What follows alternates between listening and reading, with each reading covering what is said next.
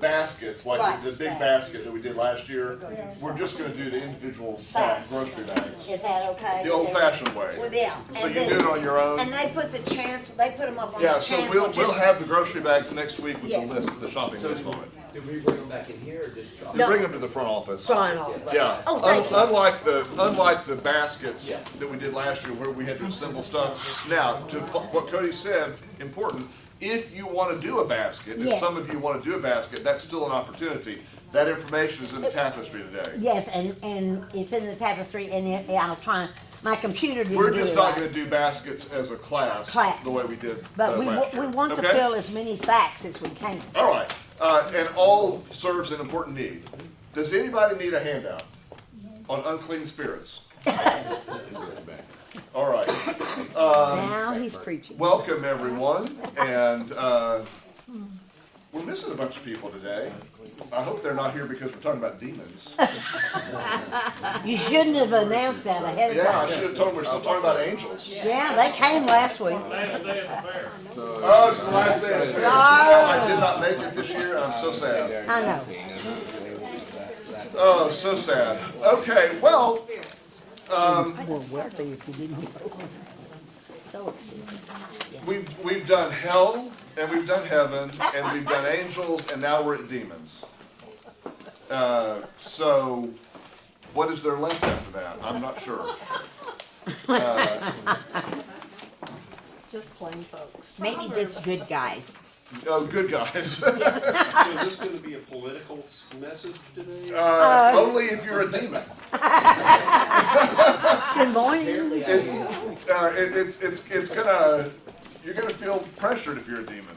So, all right. So when we talk about demons, I'm going to tell you up front, what we're going to talk about today, I've got more questions than I've got answers. So if you're expecting me to explain it all, just be disappointed right up front. This is a difficult subject. If you think angels is a difficult subject, this one I think is even harder, and here is why. There are 2 or 3 reasons I think this is really difficult. One is, as with angels, we are so conditioned by culture and tradition and legend and literature and media. My goodness, think about the novels and the movies and the TV shows that are made about things allegedly demonic that are intended to entertain us by scaring us to death, right? There's a whole industry around this. And over time, it's hard for us to discern what is real and what is fiction, what is legend and what is spiritual truth. That is compounded by the fact that even though the Bible has a lot of references to demons, it doesn't give us a lot of instruction about who they are, or I think we've got a herd of buffalo above us. Must be you. It's the demons. Lord goodness. They're fighting back. That's the Baptist dance What class. in the world? Here, you want to continue? Coral Hall should be empty right now. There's noise. Let's start talking about angels again. Okay, well, these are some of the problems, all right? Now, that prompts me to ask you this question. Why? So there's 2 kinds of people in the world, as so often true. There's the kind of people who believe there's 2 kinds of people in the world, and there's the kind of people who don't believe there's 2 kinds of people in the world. That's not the point. That's just funny. There are those of us who love scary stories, and there are those of us who cannot abide scary stories. There are those of us who rush out to see the next horror movie when it comes out, and those who say no amount of money is going to get me in that theater to see that movie. That's right. Right? Some of you are one way and some of you are the other. Why is that? Why do we have such a passionate feeling one way or the other about scary movies? I don't know. Thoughts? How who's someone who loves a scary movie? Some people can just see it and then leave it behind. Other people, they see it and it affects them, you know? Yeah, Chad?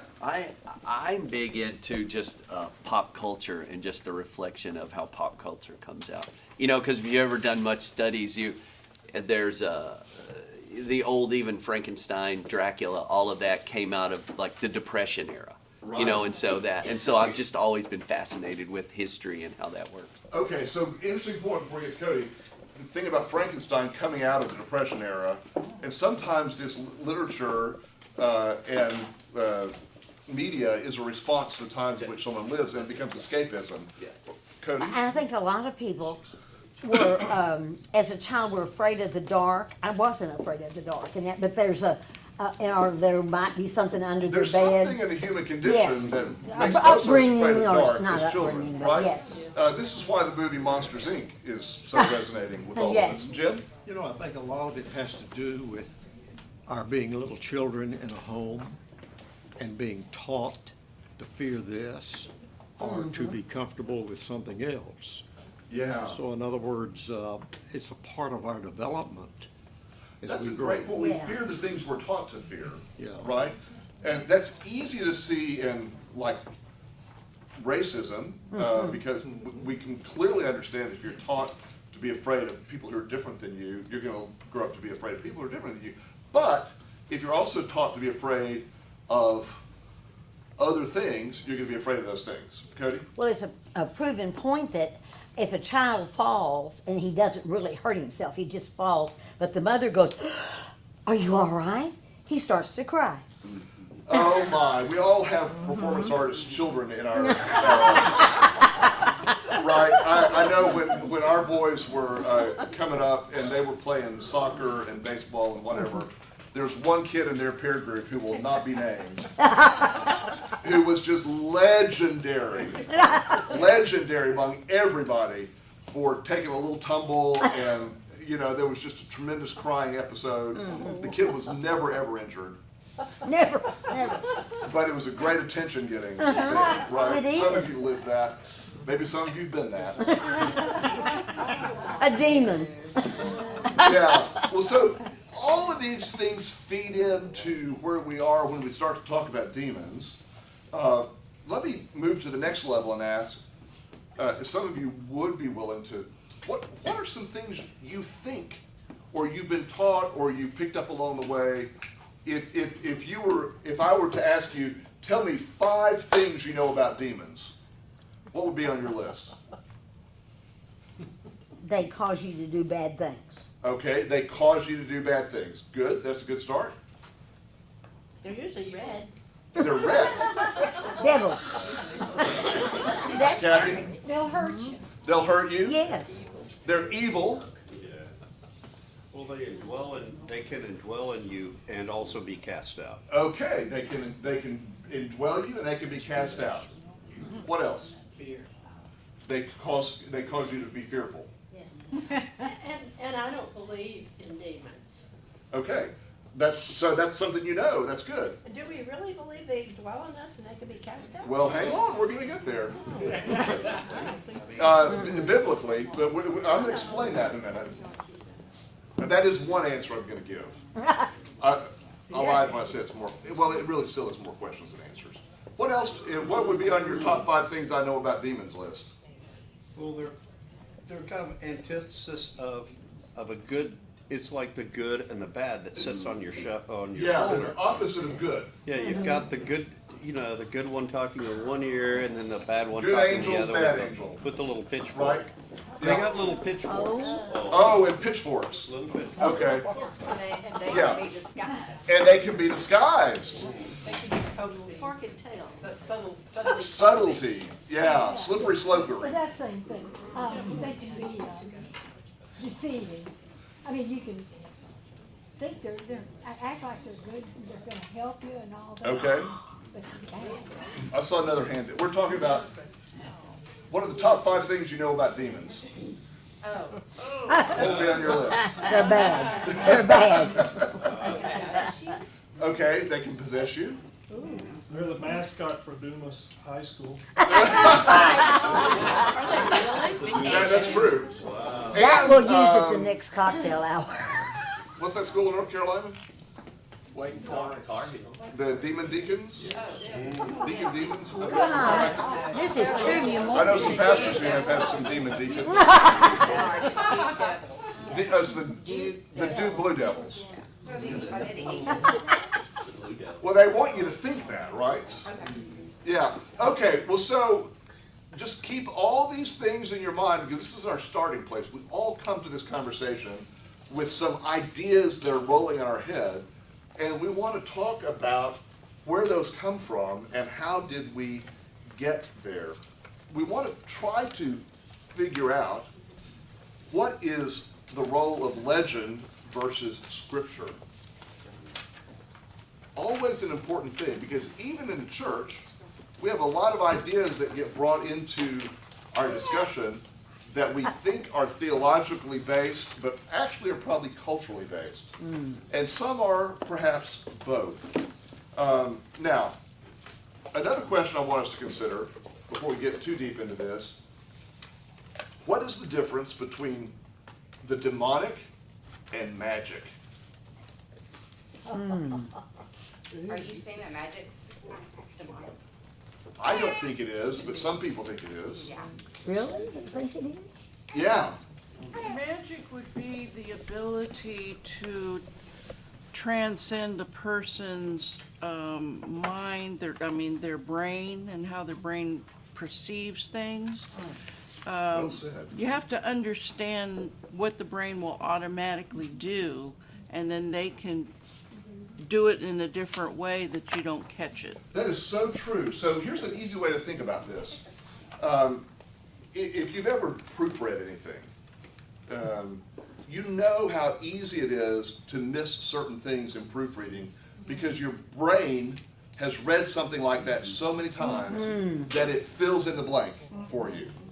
And what magicians do, entertaining magicians, is they know how to trick your brain so that you don't see what's right in front of you because you don't expect to see it, right? And this is exactly the way that works. Is that demonic? No. Is it entertaining? Yes. Now, throughout time, there's been a history of magic as being something associated with the demonic when someone was able to do something other people didn't understand. And therefore, if we don't understand it, it's perceived to be demonic. So there's an interesting caveat there that sometimes things we would label as demonic or evil are simply things we don't understand, right? Which is not to take away from the truly evil. I'm not trying to short circuit that. But in very conservative Christian cultures, you will find people to this day who believe that a magician, even an entertaining magician who would come to your school, is an agent of the devil. So one of my good friends from Kentucky who was here a few months ago and did an adventures program for us is a guy named David Gerard, who, if you remember David, an excellent magician. And I know he's faced this all through his career. People won't have him come to a church program because it's evil, right? Because magic is of the devil. Well, that's sort of a King James reading of everything. King James only. Okay, yes? I've had something funny happen to me personally. I can read palms and crystal balls and things like that, and a lot of people just really back off from stuff like that. And that's what it is. They just don't understand that, no, it's just not. It isn't magic.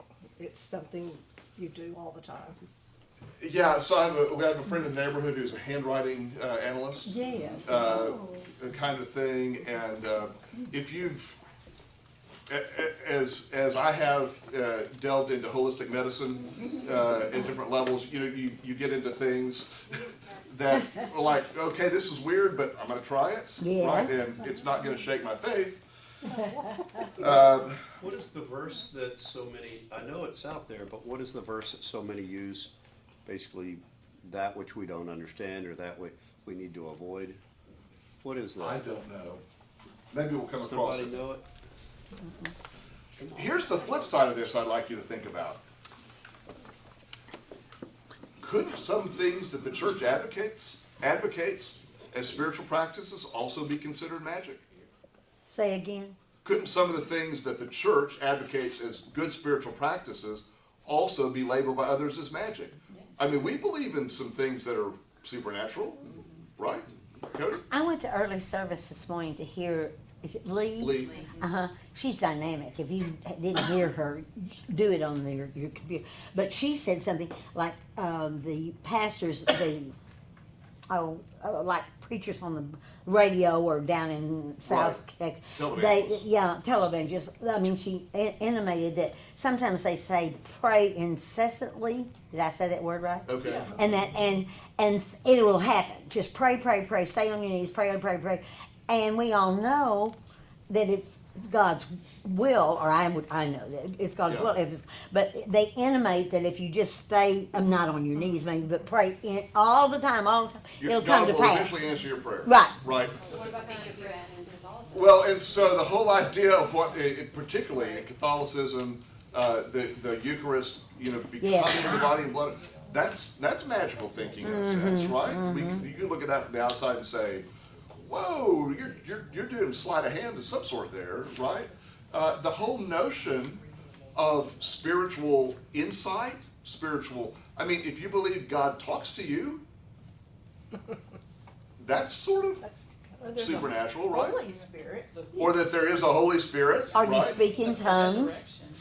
Oh, the resurrection seems to be a pretty good trick too, right? Yeah. And that's one of the criticisms early on of the resurrection is it's just a magic trick, right?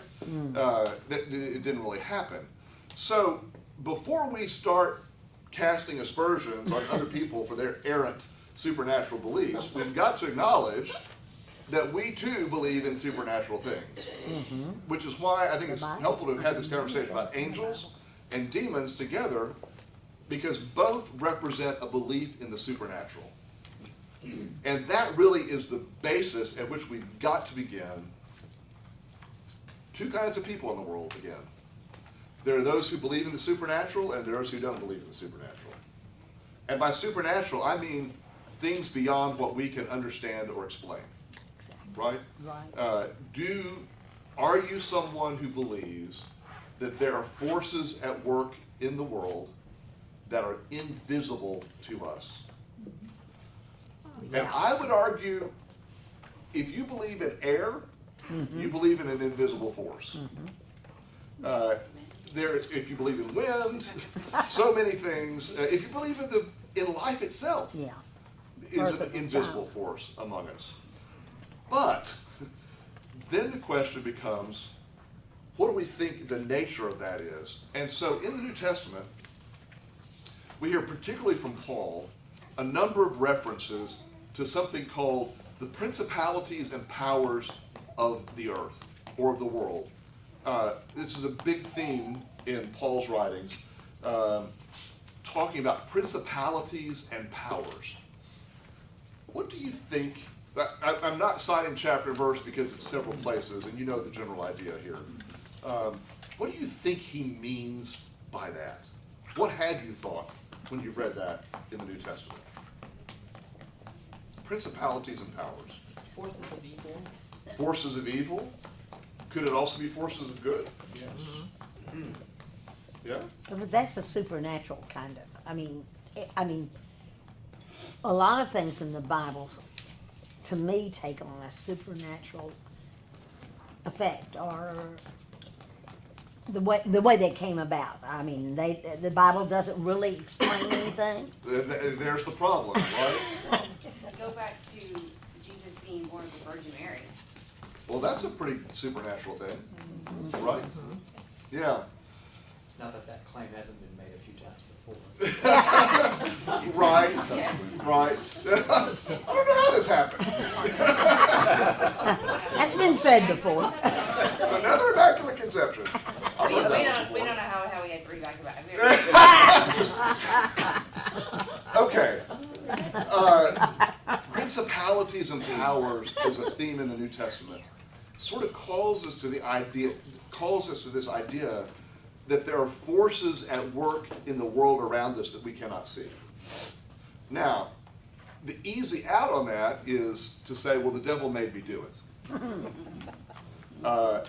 And sometimes that may be true, right? Because sometimes those principalities and powers get hold of us and lead us through thought or action or some other thing to do the thing that we shouldn't or wouldn't want to do, right?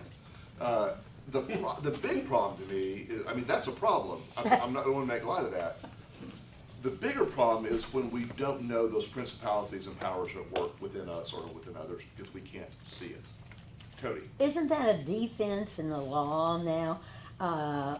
Spirits or voices told me to kill this man. Well, I mean, there is. I mean, kind of, insanity. just a little bit, yeah. So now you're in a whole other thing. I What is know. the connection between the demonic and mental illness?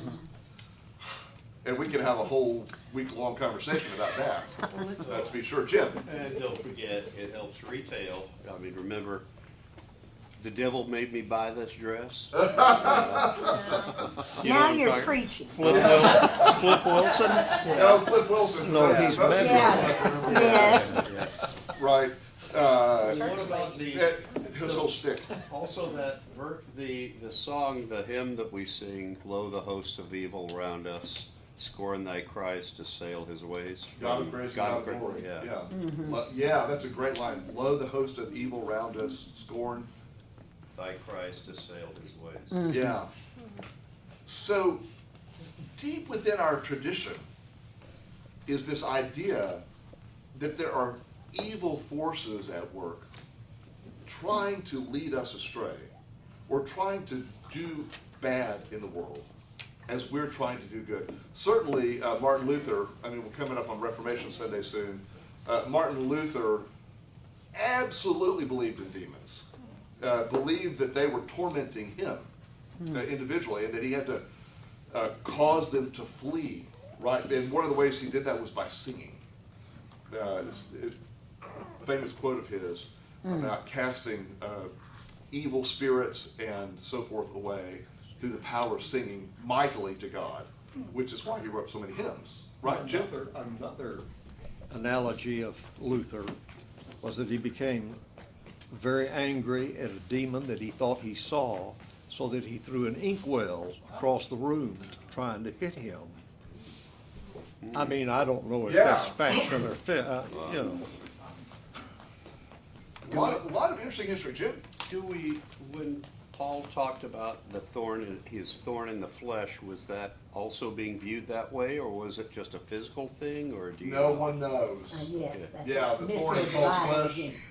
It could have been something like that. It could have been a physical thing. We don't know, and that's a whole. We could do a Another whole week. class on speculating about that. At the end of the day, we don't know. Something that was a persistent problem to him. And let me just say, it doesn't even really matter, because whether it is an emotional thorn or a physical thorn It's or a a thorn. spiritual thorn, it's still something that's nagging, right? And how do I say? You can be physically perfectly fine and still have a chronic illness. And There's that's my a thought for testimony. today. That- Yeah, we that's should your put that on a testimony. T-shirt. Yeah. Someone else had a, Caroline? I was gonna say two things. One, in Africa, my dad did thousands of surgeries and treated thousands of people. And of course, there were some people who did not make it. But the great thing, well, I don't know how great it was, but the people never blamed my dad. They just said, "It's okay, doc. The witch doctor was stronger." You know, they never Because they blamed my believe the witch dad. doctor was Yes. bringing them toward death. Yes. And another point, well, two things. I was taught that Paul had an eye ailment and that it was causing him blindness. I don't know where that came from, but that was one point that he brought out. But it could have easily been depression. I know thousands of Christians that are depressed, and it has nothing to do with the devil. And that's certainly it's a a thorn. mental illness. Chad, do you have an insight on the eye? I've heard that about the eye. There's some writings in his writings that say, look how large my handwriting is, you know, those kind of things. But no, I mean, that's right. Okay.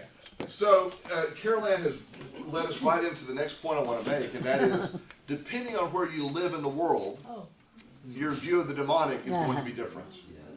So, in America, most of us more affluent people sort of have an entertainment value with the demonic rather than a day-to-day fear of the demonic. But you get to other parts of the world, and you will find much more activity related to a belief in the demonic. And on the flip side, you'll find much more supernatural, miraculous activity happening as well. So this is I don't understand why, on the plus side, God seems to work in more miraculous ways in other parts of the world than here, unless, I mean, you talk about signs and wonders. There are places today in other countries, other parts of the world, where Christians report much more evidence of miraculous signs and wonders that point to God's intervention in things than we would know here. Maybe we're not as open, maybe we're not as receptive, maybe we're too sophisticated. And there's also the flip side challenge that we can become so modern and sophisticated that we don't believe in demons. Now, I believe C.S. Lewis is the one who sort of put forth this idea that that is dangerous in itself, right? That is that Screw Tape Letters? Yeah. Those of you who are Lewis experts, help me out here. Yeah. Okay. What else do we? Yes. Is it because you anticipate, you expect, you're looking for something possibly in another culture? They expect this to happen, or they're recognizing things that we here don't. I mean, even I've been in a house before. I'd just seen Halloween or something.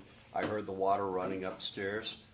I got scared to death. I was looking for the boogeyman, Right. but it was just the toilet running. Yeah. And sometimes it is just the toilet running, right? I think we feel like we have to explain everything in our culture. We're smart and we, you know, Yeah. there's an explanation for everything. And in other cultures, they just accept the mystical. They're more attuned. Yeah. I think that's really well said. We increasingly are so sophisticated we shut ourselves off from the mystery and the mystical, and there's probably somewhere in between that would be a better place to be than where most of us land, right? Well, we do that as Christians too. We're afraid to go to our neighbors. I mean, not as Christians, but as humans. People don't go to their neighbors when they move in too much. I mean, and it used to be that you didn't have to take a pie, but you went and said, you know, I'm 2 doors down, and you know. And so we're more closed off too. We are. We don't accept things as much, and people are afraid of other people these days. So all right, I want to begin walking us through some of the ideas. Now, look, I've given you a Wikipedia page for handout here. Right? So, why have I mean, this is like, I would get flunked in school for this, right? I didn't copy it down and make it look like it came from somewhere else. Good. Okay? If I still had my World Book Encyclopedia, I would have brought it. Right? The reason I searched for a curriculum on this, and I could not find one. Oh. Okay? I could not find one. It doesn't exist. It means I couldn't find it, right? So I thought, where's going to have the greatest sort of composite of ideas on this? And I found this to be a really helpful page on that. So I'm not in the habit of teaching from Wikipedia. But this does have some Bible in it. And I'm going to just hit some highlights of this along the way. The first point up top is that in our English translations of the Bible, most often we find the word not demon, but unclean spirit. Unclean spirit. Which implies, by the way, that there's a clean spirit. So unclean is usually the modifier to the Greek word pneuma. Pneuma is the same word that's used for all types of references to spirit, including the Holy Spirit. So, in this case, spirit being the breath, the invisible, right? So if we talk about a Holy Spirit as a representation of God, the divine Spirit, then we can also talk about good spirits, but there are also evil spirits, or usually they're considered unclean. Now, why would that be true out of Judaism? Easy to understand. Because in ritual purity in Judaism, things were either clean or unclean. So much we can say about the history of this, but you'll recall from your basic Bible study that all along the way throughout Jewish history, there's this emphasis on things that are clean and things that are unclean. This is why Peter has to be told it's okay to eat certain foods, right? This goes back to the purification rituals and so much about that. So it makes perfect sense that if something is not right, is not holy, it would be called an unclean spirit. And so this idea of pneuma kartharton, my Greek pronunciation is pretty bad, right? We have no idea, Mark. Yeah. It's okay. Sounds good to us. This term, this Greek term appears 21 times in the New Testament in the context of demonic possession. 21 times. It's also translated, you'll see here, as spirit of impurity or evil spirit. And there's also a connection. A lot of times when we read the stories of Jesus healing people and casting out evil spirits, we today associate that with known illnesses. And we would think of that more as a medical healing than as a supernatural event. And we rationalize it by saying, well, they just didn't know medicine like we do today. And that really was epilepsy. Or that really was autism. Schizophrenia. Or lung disease, or blood disease, or all of those things that we have no idea what causes them. right. This is the way they explain it. But we've got to back up and ask, okay, are they all that way? And why do they all get explained as unclean spirits? And again, modernity causes us to maybe sometimes think we're smarter than we really are about What this. is modernity? Modern era. Okay. Being thoroughly modern millies. as we Okay. are. Mark, the exception I can think of to those explanations is where Jesus drives out the evil spirit and sends it into a herd of pigs, which immediately run off the edge of a cliff and kill themselves. That. We don't have a term for that. No, we don't. That's an excellent point. And there are several other New Testament examples where Jesus casts out spirits and something physical happens in response. And remember this, what does Jesus charge the disciples with? One of the things they are given authority to do when he sends them out is to cast out demons, to cast out unclean spirits. What is it that happens that causes a rift when the disciples encounter someone who's doing this not in Jesus' name, right? There's a whole episode in the New Testament, in the Gospels, where the disciples are out and they come back to Jesus and say, we encountered someone who's casting out unclean spirits, but he's not doing it in your name. What's up with that, right? Should we, imprison him or bonk him on the head or what? What did Jesus say? He said it was okay. He said, basically the end result is the same. That paraphrase, any expulsion of an unclean spirit is still done in his name, whether it's said or not. Well, how about that? Right. All right, moving on. Pneuma is in Greek. It gets translated as the human soul, the angelic, the demonic spirit, the Holy Spirit. We talked about all that. The modifier is what makes it one way or the other with this. Here's something I thought was really interesting. In early Christianity, those who were going through catechism were routinely prepared for baptism by exorcism, even when demonic possession was not suspected. In the case of adult converts, the unclean spirits to be driven away might be identified with the gods of other religions. So think about that. In early Christianity, there was an exorcism rite to expel demons from someone before they were baptized. I mean, that's in the Bible? It's in church practice. Oh. Yeah, it's in the history of the early church, not written down in the Bible. Okay. Is this like getting the shingles antiviral just in case? Yes. Yeah, Just in case. Well, I think it also goes to the idea of original sin, right? That Wow. well, so think about we don't do this, but in other Christian traditions, one of the questions that you are asked at baptism is, do you renounce the devil and all his ways? Was that in your baptism? I don't remember. I was Yeah. baptized as a baby and then confirmed as an early teen. Yeah. So in other significant Christian traditions, this is a question that's routinely asked.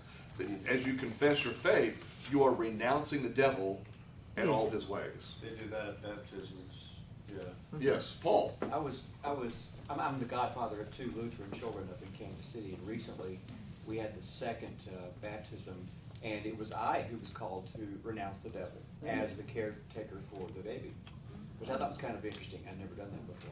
That is interesting. Well, that's a good thing. I needed to renounce him anyway. So. Yeah, that's an interesting That is concept, interesting. right? It is. And as a godparent, you were, protecting them or whatever. I don't know, but we don't have that in our Baptist practice somewhere, right? Yes.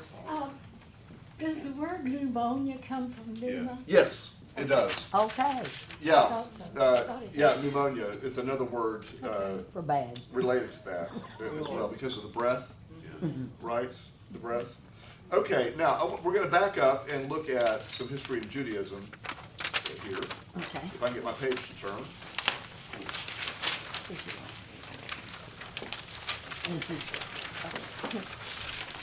I'm top of page 2 here, into the first line.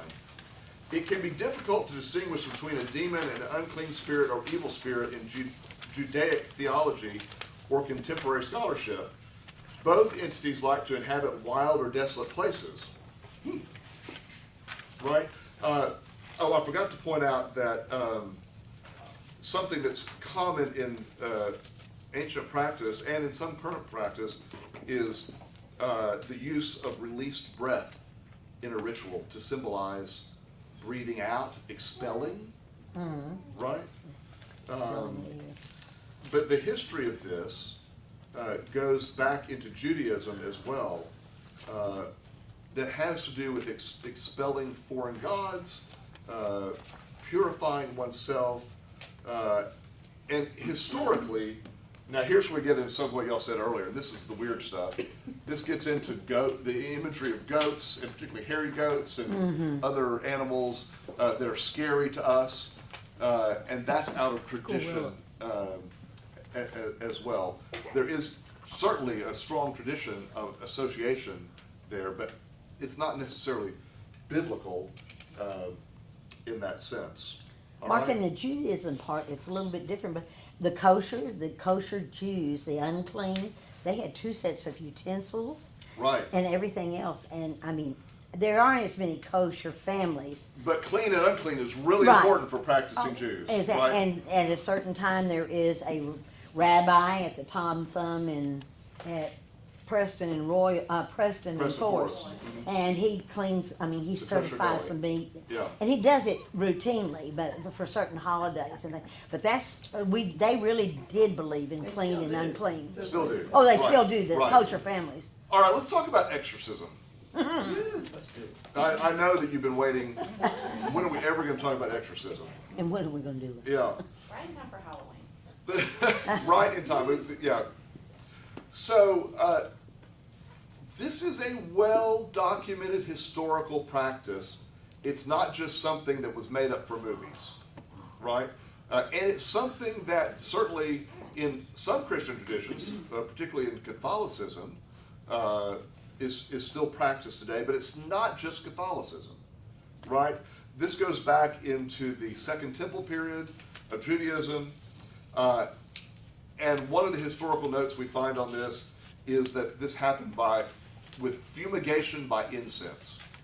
Oh, that's what it is. All right, so like Oh, the censer. the censer, right? That Right. smell. Oh. So it's very big in the Orthodox Church as well. Very big. So why would that be? Well, think about if the demonic spirit is an evil spirit unseen in the air, so to speak, right? This is the way to get to it, by fumigating. The Hindus do that. So They right. robe a house. And Glade fresheners for the house. And your Glade freshener. I don't know if that's an exorcism, but it does dispel bad smells. I know. Same reason teenagers like Axe body spray. Yeah. Yeah. Terrible. That conjures up the smell, doesn't it? Yeah. It does, this morning. Yeah. So fumigation is part of this odor, the smoke. This also was a part of magical practice. So sometimes these things overlapped historically. If you go down under the heading that says in Christianity, you'll see that in the Greek New Testament, there are 20 occurrences of this unclean spirit referenced in the Synoptic Gospels, Acts, and the book of Revelation. It also may be used instead of the word for demon there, to be possessed by a demon, and so forth. Look at that next paragraph. In the narratives pertaining to the ministry of Jesus, temptation to sin is not the primary role played by demons, but rather the causing of disease, disability, mental illness, and antisocial behavior. We talked about that a few moments ago. So I think most of us most commonly think of evil spirits leading us to sin. Back to Flip Wilson, the devil made me do it. And the biblical witness is not so much that as it is an inhabitation that has some manifestation to it, right? Which is the way they explained certain things. Again, as medicine advances and we can explain in more detail some of these conditions, we're prone to believe less and less in the demonic as the source of that. How does that change your perspective, and what do we do with that? You said we're less and less? I think we're less and less inclined to believe in the demonic. You're kind of sending me the opposite direction now. I'm thinking about a group of homeless people who appear at Forest and Central. And there is in particular one young man who shows up on the lane dividers, and often he is having an argument with an unseen person. And he's Yes, he is. vociferous. I mean, he's using his hands and he's shouting. And, Yeah. and I can't tell who he's looking at. It's very disturbing. Anyway, that guy came to mind as you were reading through that. So when we think about paranoid schizophrenia and illnesses such as that, where you're talking to imaginary people, it's pretty easy for us to associate that with an evil spirit, maybe. Right. And you can see how ancients would have done that. Linda? Well, if Jesus said that anyone who casts out demons, whether they do it in my name or not, is doing it in my name, then doctors who are able to cure these people, whether they're doing it in his name or not, they're doing it in his name. Yeah, so Linda, this reminds If me that's of what they're doing. some people who say, I want to find a good Christian doctor. Oh, yeah. Yeah, I mean, I just want to find a good doctor. Right? Right. Because I think the knowledge of medicine that is given from God can be equally applied one way or the other. Right? Okay, Carol Ann. When I worked for Dallas MetroCare, I worked with a lot of people that were paranoid schizophrenic. And I don't think it was evil spirits. Right. I think it's a chemical imbalance. Yeah. I think it's of an actual disease. Right. And if they take their medicine, they do incredibly well. But if they take their medicine their lives are a lot quieter and much less exciting. So a lot of them don't take it because it's, who knows, you know, it's so much more fun to be wild and crazy and do all this stuff. And they won't take their medicine. And Paul was right, they do. They have conversations with whole other peoples. So Caroline, this is a wonderful illustration for us of this. The challenge that I want us to see is it's very easy for us to say, well, the things that in the Bible were described as demonic or unclean spirits, we know to have a medical cause. Does that then require us to say there are no evil spirits? No. Well, and what causes the medical cause? Well, what causes any medical illness? Well, right, so that's, Well, but mental illnesses are not caused by bacteria or anything that we can identify. But I really disagree Chemical with that, imbalance. that it might be an evil spirit that makes you. well, no, I don't think ill. we're saying it's an evil spirit. There's an unknown cause sometimes, But right? it's certainly not, to me, an evil spirit. Right, so if Connie's treating you for an abscessed tooth, Exactly. we That's know, not an evil we spirit. know what that is because we can identify there's an And infection. neither is psychotic behavior. Right, but we can't point to say, oh, well, it's because you have an infection in your brain. It's unseen, which is why I think a lot of times people make this association, and you can certainly see historically why that'd be the case. Yes? Well, if the Human Genome Project has taught us anything, it's that a small variation on a small gene can wreak havoc. Right, in so many ways. And then you have the study of epigenetics, that you're not predestined by your genes. Things get turned on and turned off, and you just don't know why. I think it's both. It can be. We can have a cause, and we can absolutely pinpoint in one twin, and in another twin, it's not. You know, and that could be an equal, you know, the answer's yes. Yes, Carla. I just gotta ask this, was the book The Exorcist based on anything true? Does anyone know the question, was the book The Exorcist based? I think it was based on Well, real. it was made into the movie. Yeah, yeah, I believe so. It was super scary. Right, oh, yeah, yeah, It was yeah. super And scary. again, it became entertainment. Oh, yeah, everybody Right, had to see it. The point of that movie was not education. You know, this was not how to survive a demon. This was to entertain you and make you scared and laugh and have some thrilling experience, right, Susan? Talking about people being afraid of scary, still haven't seen that movie and I'm not going to. Scary. Right, Jim? Does this whole subject have something to do with our concept of revelation? Okay, go on. In other words, is revelation progressive? We know things that the culture of the Old and New Testament did not know, obviously. Right. Does that make what we learn in the aftermath of it all?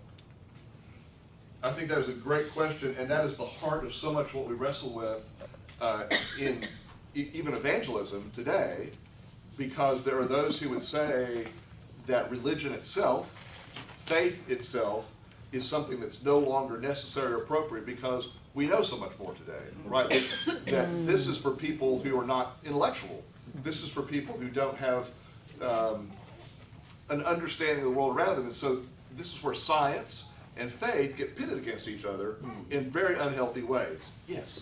Have these people who say that have to consider how much more do we not understand? Well, that's always a great, just as much as we understand, As we there's still understand now. so much we don't understand, and we just talked about that too. Carol Ann. There are going to be a lot of intellectual people in hell. You know, we're so smart.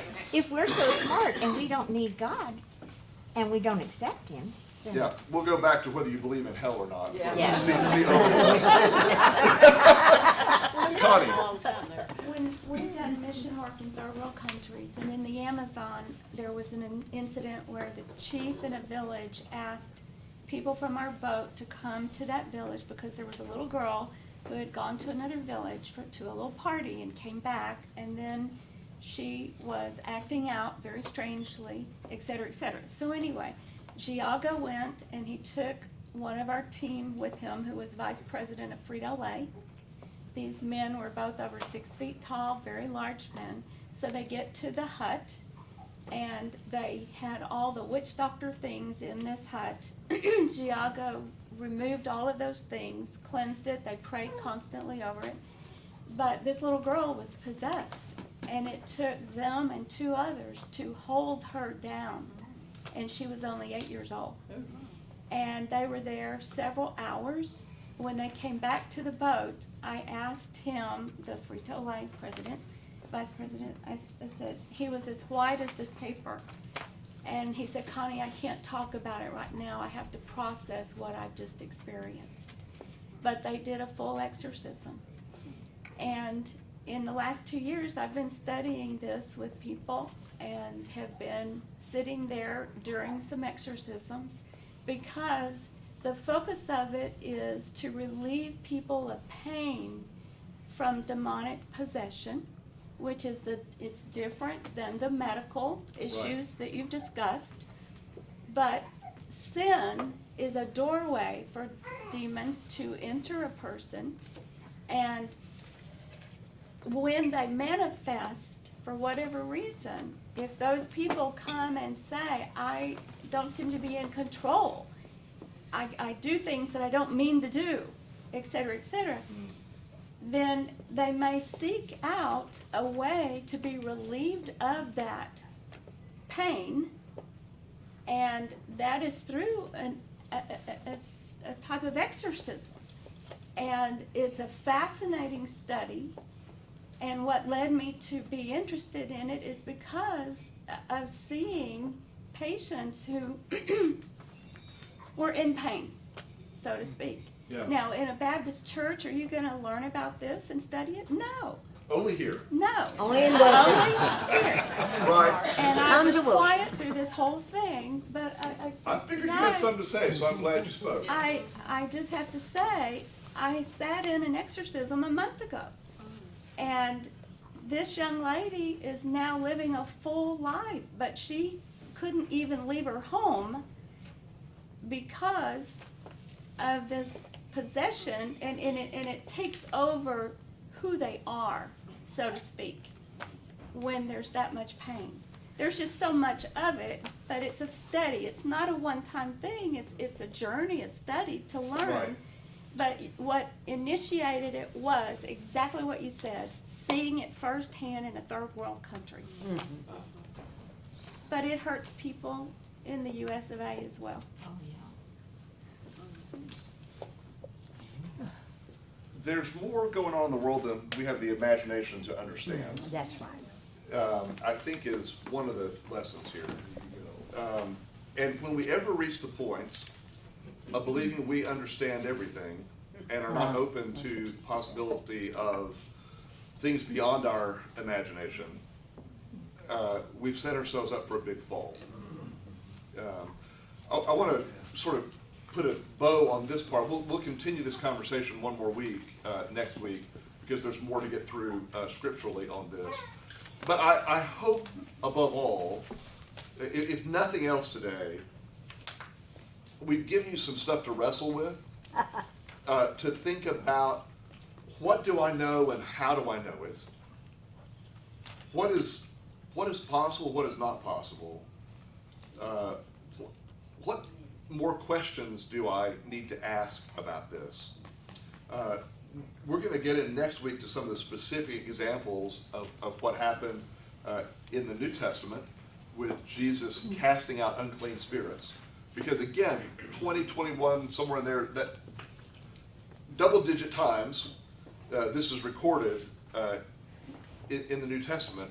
And what are we to make of that, and how does that have application to us today? So I'm not telling you to go watch scary movies.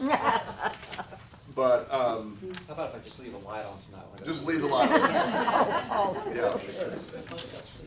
And know that the peace of the Lord is with you. As it does not have to be a scary thing to contemplate things we don't understand. And I think there's the root issue.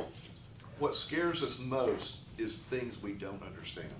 And a lot of people don't want to think about things they don't understand, which leads us to live in ignorance. And better to be educated. Let's work on this together, and we'll be the kind of class where you can come talk about this. Yeah. continuing next week. So thanks to our live streamers. We'll turn now to our prayer time. We're so glad that you joined us in Discovery class via live stream today, and we hope that you'll join us every Sunday when you're available. If it's possible for you to join us in person, we would love to meet you as well. We meet every Sunday morning, about 9:45, 9:50, in the parlor at Wilshire Baptist Church, 4316 Abrams Road here in Dallas. If you'd like to know more about Wilshire, visit our website at wilshirebc.org, or also check out our YouTube channel at Wilshire BC on YouTube.